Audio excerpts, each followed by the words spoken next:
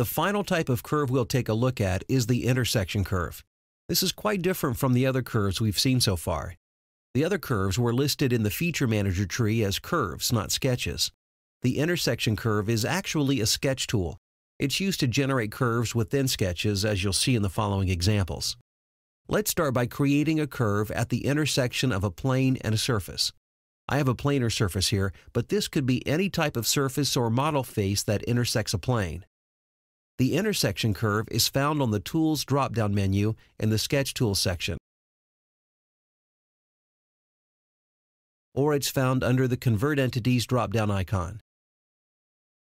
Notice as soon as I selected the command, the Property Manager appears showing only a selection box. From the Feature Manager, I'll select the front plane and the planar surface. When I click OK, the intersection curve is created, and I'm placed into Edit Sketch mode for a 3D sketch that was just created. The only problem with this is that if I want to continue working on this sketch, I'm stuck with a 3D sketch, even if I don't need one. I can avoid the 3D sketch by selecting a plane before launching the intersection curve command. Let me cancel the sketch and start over.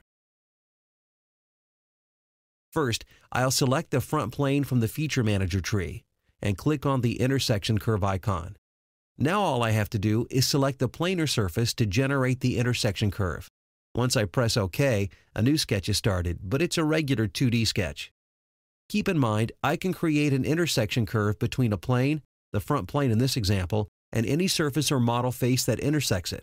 In fact, if you needed to, you can create an intersection curve between a plane and an entire part. Just select a plane, launch the intersection curve command, and instead of clicking a face from the graphics area, select the part icon in the Feature Manager tree. In the last examples, I used a plane to create intersection curves. You don't have to use a plane. You can create intersections between two surfaces or faces like these here. Instead of pre-selecting a plane, I'll launch the intersection curve command and then select both surfaces.